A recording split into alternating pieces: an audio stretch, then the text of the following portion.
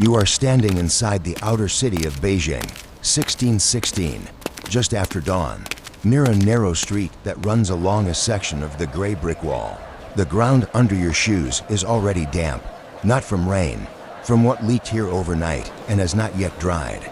Your first breath carries smoke, old oil, and something sour that sits low in the throat. It does not pass. The street is awake before you are ready. Wooden doors slide open a hand's width. A man squats against the wall, his back turned, robe hitched without comment. A cart creaks past so close you feel the grain of its wood brush your sleeve. The wheels cut shallow tracks through the mud, pushing darker liquid toward the gutter. No one looks down. Above you, tiled roofs overlap like scales. Drips fall from their edges, slow and patient. Somewhere behind a wall, an animal screams once, then stops. You do not turn. Neither does anyone else. A woman steps around you without apology, carrying a bucket that sloshes against the rim. A drop hits your ankle. It is warm. The street narrows further ahead. Bodies thicken. Cloth presses against cloth. You smell breath, sweat trapped since yesterday, boiled grain already turning. A child coughs into open air. The sound is dry, practiced. Feet keep moving. A bell rings once in the distance, not to warn, just to mark that the day has begun. You are already in the flow. Stopping would mean being noticed. You let yourself be carried forward as the city opens its eyes, indifferent to whether yours stay open or not. Stop 1. City gate passage morning pressure. You are pressed beneath the shadow of a city gate where stone sweats cold even in daylight. The passage narrows as it funnels people inward, and the sound changes immediate telefoots, thudding hollow against brick. Voices flattened by the arch above your head. Guards stand to the side, not watching faces, only flow. Their hands rest near wood and metal, unmoving. You are pushed forward before you can slow. The air is thicker here. Breath lingers. Someone ahead of you stumbles and does not fall, held upright by bodies on all sides. A shoulder drives into your ribs. You feel it, then feel it again from the other side. A man spits onto the stones. It lands near your foot and spreads as others step through it without breaking stride.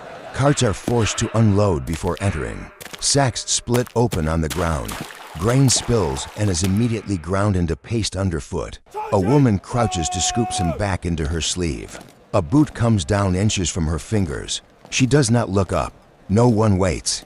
Water runs in a shallow line down the center of the passage, fed by runoff from inside the walls. The guards shout once, not in anger, just rhythm. The line moves. The gate does not care who passes through it, only that passing never stops. Stop 2. Inner Market Street late morning wait. You are inside the market street before the sun climbs high enough to clear the roofs. The space is already full. Stalls lean toward each other until only a thin corridor remains, and you move through it sideways, guided by hands at your back and elbows at your chest. Canvas awnings hang low, trapping heat and smoke. The smell of cooked grain mixes with raw flesh and stagnant water. It settles on your skin. A butcher works without pause. Blood runs from the block to the street and disappears under feet. Flies gather where they can, then lift in a dark sheet when someone waves them away. No one steps back. A woman tests a cut of meat with her thumb, then wipes her hand on her robe and reaches for coins. The butcher's knife never stops moving. Buckets are emptied where there is room. Liquid splashes against the legs of the stall, then spreads toward you. You feel it soak into the edge of your shoe. A boy drags a basket through it, the rim scraping stone, leaving a line behind him. He coughs once, sharp and wet, and keeps walking. Voices rise and fall, but never clear. Prices are shouted. Insults pass as casually as greetings. A man argues, then laughs, then spits again, all in the same breath. Above you, meat hangs in the shade, dripping slowly. You do not know onto what. The crowd presses forward. The street does not widen. By the time you reach the end, the smell has already followed you. Stop 3. Communal well yard midday stillness. You step into a yard that should feel open, but does not. Walls rise close on all sides. Their plaster cracked and darkened by years of damp hands and leaning backs. The well sits in the center, stone lip worn smooth. Rope grooved deep where thousands of pulls have cut into it.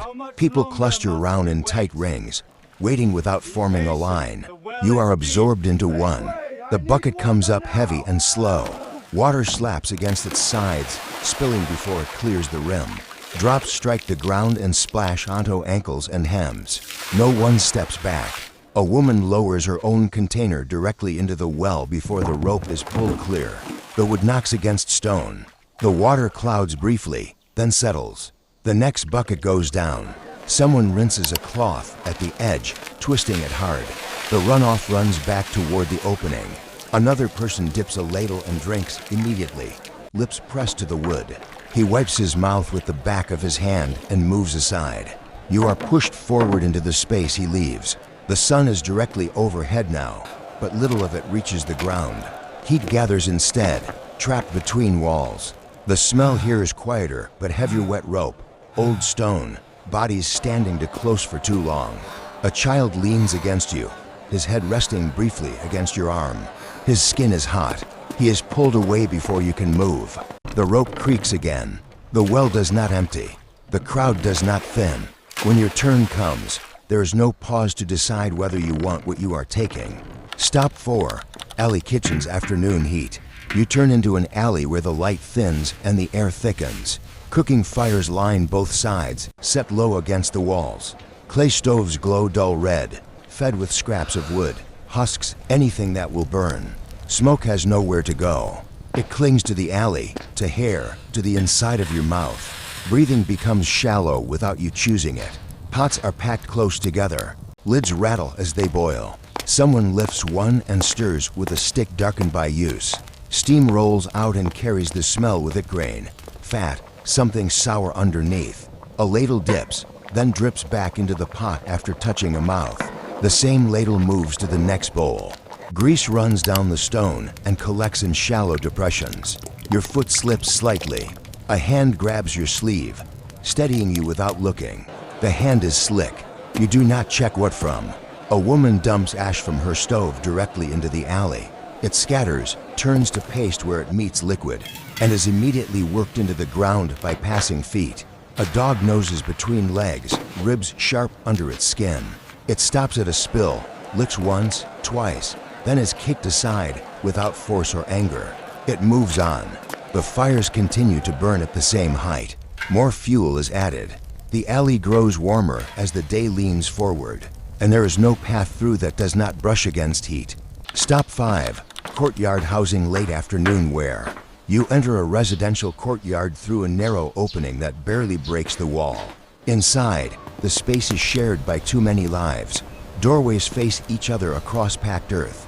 Laundry hangs low on lines, brushing faces as people pass. The smell here is old sleep, sweat, damp fabric that never fully dries. Someone repairs a shoe on the ground, needle flashing briefly in the light.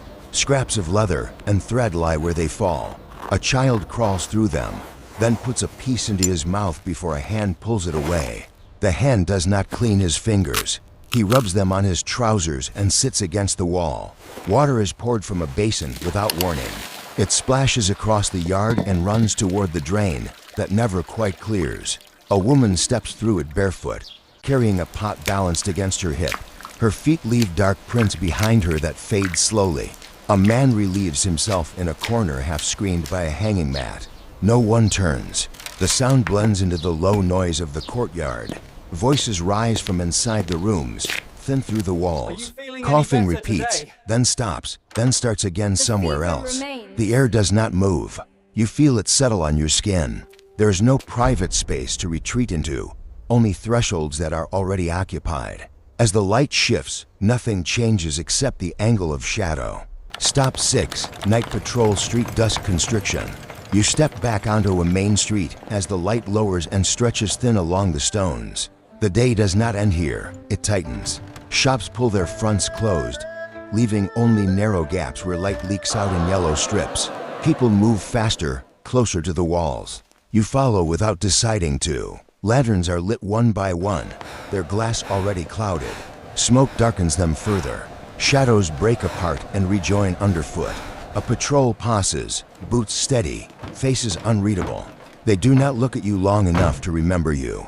A shout carries down the street, sharp, then disappears into the noise. No one changes direction.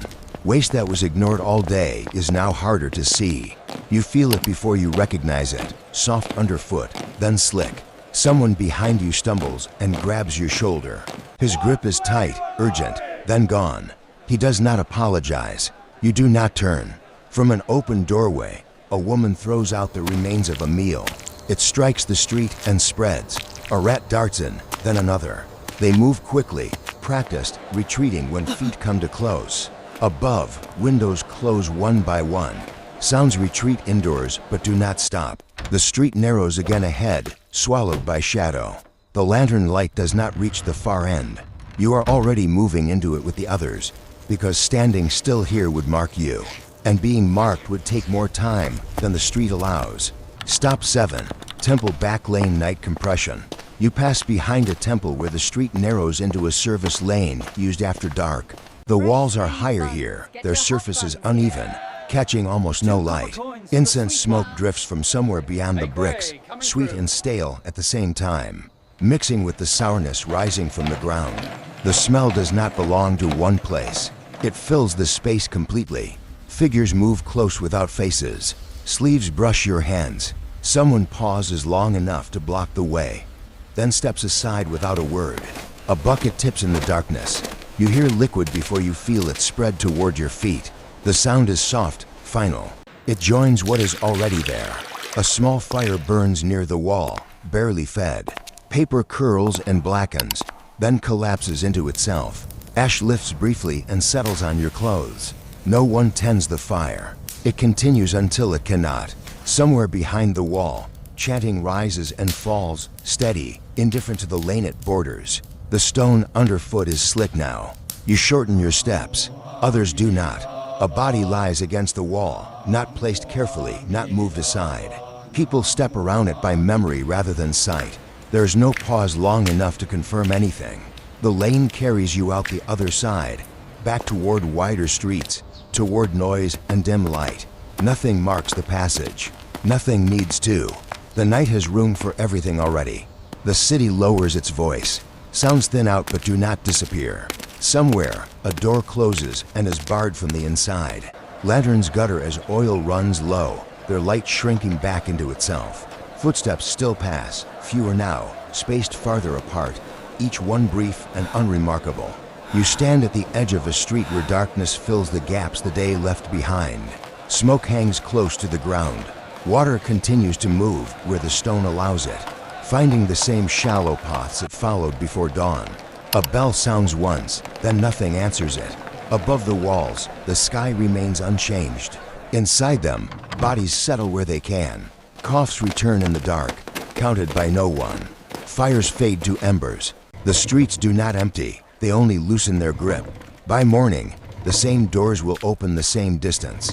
The same ground will be wet again. The same narrow spaces will close around whoever steps into them next. When you leave, nothing follows you out. The city stays, breathing at its own pace, waiting without watching.